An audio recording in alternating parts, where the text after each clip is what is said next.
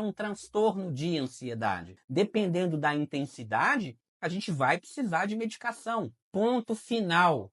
Não me venha com essa história de falar que é tratar a raiz, que é só mudar a mentalidade, que é só fazer a atenção plena, que é só fazer a respiração diafragmática, que é só meditar, que é só alimentar bem, fazer uma atividade física, dormir bem, meditar, praticar atenção plena, foco na respiração, foco no corpo. Gente, isso tudo vai ajudar muito. Algumas pessoas, só isso vai ser o suficiente. Claro que vai ajudar muito. Isso é uma parte importantíssima do tratamento. Jamais eu estou falando aqui que atenção plena, que mindfulness, que fazer uma psicoterapia, uma reestruturação cognitiva. Jamais. Isso, inclusive, se a gente pensar em termos de cura da ansiedade, sem isso não vai funcionar. A gente precisa disso. Isso é uma parte muito importante do tratamento. Talvez, se a gente tivesse que mensurar, talvez até mais importante do que a medicação, quando a gente está falando em transtorno de ansiedade. Mas é muito perigoso quando a gente fala que só isso resolve. É muito perigoso quando a gente fala que isso é a raiz do transtorno. Eu trabalho com parceria com muitos psicólogos. Eu sou psicoterapeuta também. Agora, a gente desconsiderar o lado biológico de um transtorno, isso é de uma tremenda ignorância. Então a gente sabe que o cérebro de uma pessoa ansiosa é diferente, mas claro que as crenças, a forma como a pessoa vê a vida, a forma como a pessoa está lidando com a própria saúde, com os próprios sintomas, também interfere. Agora não pensa você também que vai tomar um medicamento, que vai beber todo final de semana, que odeia terapia, que odeia fazer atividade física, que jamais quer saber de atenção plena, não quer saber de nada, que só quer saber de um remédio, que você vai resolver o seu transtorno, porque não vai.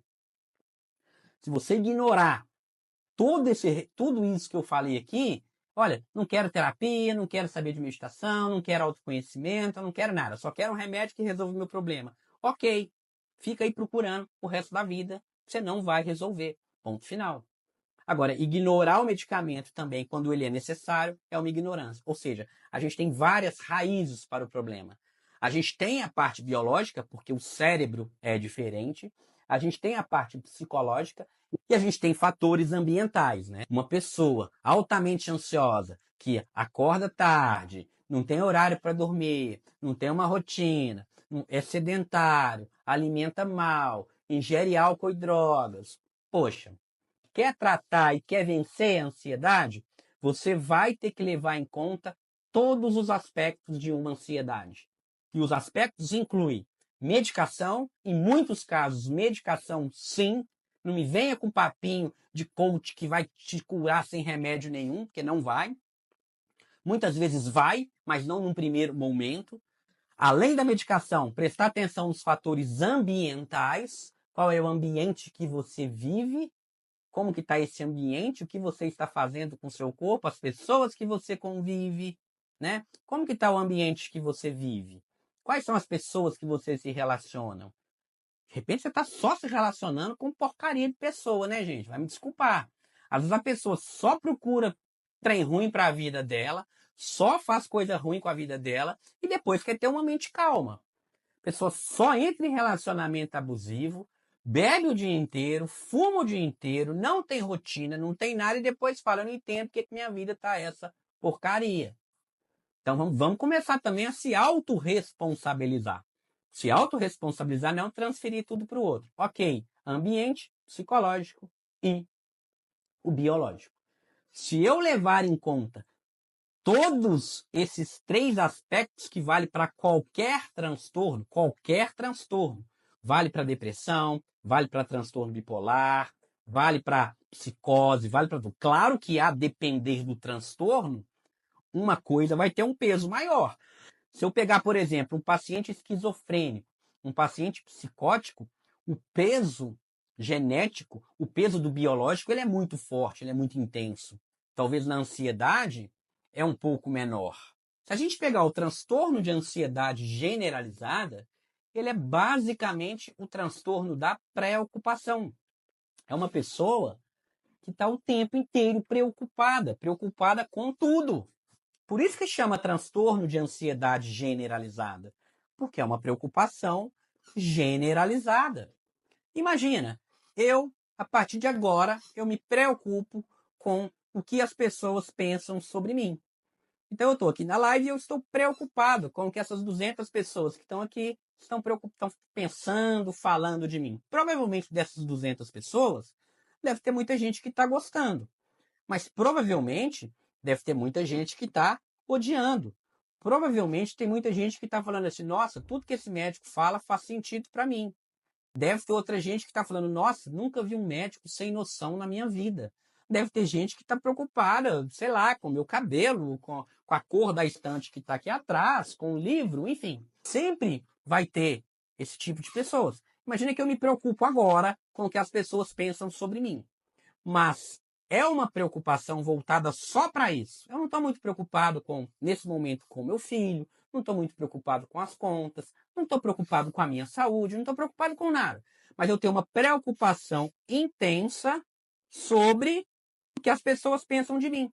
E isso faz com que eu pare de sair de casa e conversar com as pessoas. Isso é um transtorno de ansiedade generalizada? Não. Isso está muito mais para o quê? Para uma ansiedade social. Um transtorno de ansiedade social, uma fobia social, ou seja, é uma preocupação intensa nas minhas relações sociais, nos meus afetos, nos meus sentimentos, nas minhas emoções, associado com a esfera social. Imagina agora que eu começo a ter uma preocupação intensa e um medo intenso de lugares escuros. Isso é um transtorno de ansiedade generalizada? Não, porque é uma fobia de escuro. É uma fobia específica. É um medo do escuro. Isso não é um transtorno de ansiedade generalizada. Agora, de uma hora para outra, eu começo a preocupar com doença. Eu fico morrendo de medo de eu ficar doente. Só isso, eu não me preocupo com as outras coisas. Eu me preocupo só com doença. Nesse caso, eu estou diante de quê? De uma ansiedade de doença. O que antigamente a gente chamava de hipocondria. Então perceba, se a preocupação for específica a algo, se a preocupação estiver dentro de um determinado contexto, isso não é ansiedade generalizada. Ansiedade generalizada, eu me preocupo com tudo. Eu preocupo com o meu filho, eu preocupo com o meu cachorro, eu preocupo com a minha mãe, eu preocupo com os afetos sociais. Claro, gente, que aqui eu estou separando, mas muitas vezes acontece junto, tá?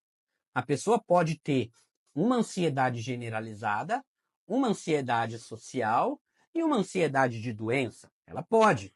Mas quando essa preocupação fica associada a várias coisas ao mesmo tempo, aqui eu estou falando muito mais de uma ansiedade generalizada.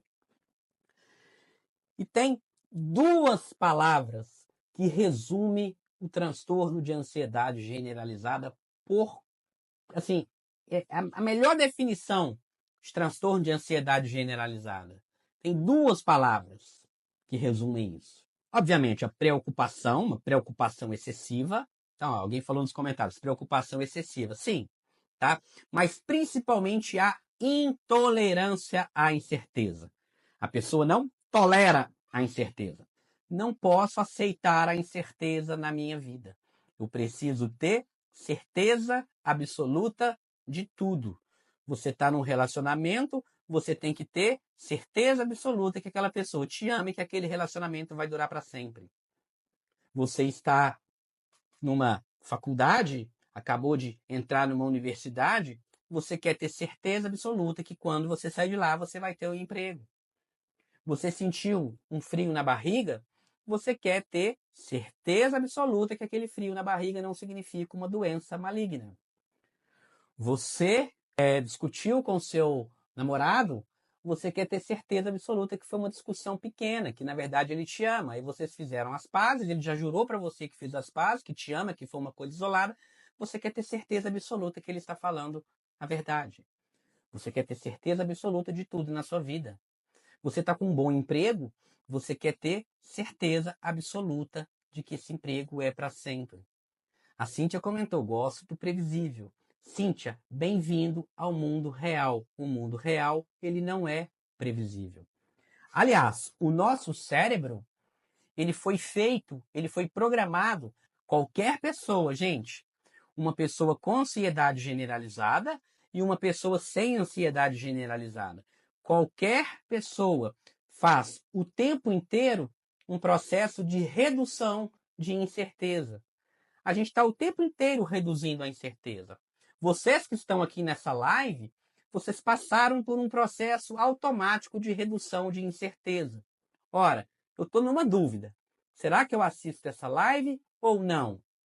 Aí seu cérebro processou isso tudo e falou, vou ver essa live. Vocês reduziram essa incerteza. Você chegou numa sorveteria, apareceu 10 sabores de sorvete. O seu cérebro, de forma automática, ele fala, olha, aquele sorvete eu não gosto, aquele eu gosto, aquele ali eu já tomei semana passada, aquele ali, olha, aquele é mais calórico, esse aqui tá falando que é diet, sei lá, que é light. Vocês fazem esses processamentos de forma automática, reduz a incerteza e toma uma decisão. Você conheceu duas pessoas. E aí você está decidindo se vai namorar com qual.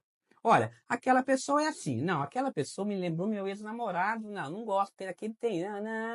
Ah, decidi esse. Tudo na sua vida, você está o tempo inteiro reduzindo a incerteza. E as dúvidas aparecem para a gente o tempo todo. E o nosso cérebro reduz a incerteza e toma uma decisão. O grande problema é que quase tudo na nossa vida é incerto. A gente não consegue reduzir a incerteza 100%. A gente vai reduzindo ali, mas chega uma hora que a gente tem que aceitar. Ora, vou escolher me relacionar com essa pessoa. Ok, reduzi a incerteza e vou me relacionar com essa pessoa. Mas sempre vai ter o e se depois. E se essa pessoa não for uma pessoa legal? E se eu tiver feito uma escolha errada? E se? Ou seja, a gente está sempre com um processo de redução de incerteza. Se a gente não consegue reduzir a incerteza, a gente começa a ficar ansioso. Isso pode virar um transtorno ou não. Isso vai depender muito se você segue aquelas regras ou não, que eu falei no início da live, e também dependendo do funcionamento do seu cérebro, que independe da sua vontade. Então, a gente tem circuitos cerebrais que estão associados com a ansiedade. Então, a gente tem que começar a pensar nisso. Ah, é só pensar positivo, é só. Não é. Então, olha só, o que é a parte cruel do transtorno e a parte não cruel do transtorno? A parte não cruel do transtorno é que com medicação, com um tratamento adequado, você de fato consegue se livrar do transtorno. Você vai ser uma pessoa altamente calma, altamente tranquila, vai sair por aí meditando, uma pessoa extremamente tranquila? Provavelmente não. Por quê? Porque você já tem uma tendência na sua personalidade de ser uma pessoa mais ansiosa. Mas ser ansioso, ter uma tendência a experimentar afetos, experimentar emoções associado com a ansiedade, é diferente de você ter um transtorno de ansiedade. Essa que é a grande diferença. Às vezes você vê uma pessoa extremamente calma, você fala, eu queria ser igual aquela pessoa, calminha, calminha, calminha, calminha. E aí você olha outra pessoa e fala, olha, aquela pessoa é um pouquinho mais agitada. Mas aquela pessoa que é um pouquinho mais agitada não significa que ela tem um transtorno neuropsiquiátrico de ansiedade. É o jeito dela de ser mais ansiosa. Agora, quando você pula essa fronteira do jeito de ser mais ansioso, uma tendência a ser mais ansioso para um transtorno de ansiedade, aí você precisa tratar. E aí você vai precisar tratar. Muitas vezes você vai precisar tomar medicamento por um tempo prolongado e depois retirar. Agora, se você não mudar os hábitos e não reestruturar a sua mente e a forma como você gerencia as suas emoções, vai tomar remédio pro resto da vida, sim. Ponto final. Agora, se você toma medicação, faz uma reestruturação mental, associa mudanças de hábito, a chance de você se livrar do remédio ela é enorme, ela é real, ela é gigante. Então, assim, precisamos pegar os três aspectos do transtorno: o biológico com medicamento, o psicológico com reestruturação cognitiva. Se não fizer isso, gente, esquece. É tomar medicamento para sempre, é paliativo, sempre tendo crise. Se não pegar o transtorno por completo, vai ser isso, tá bom?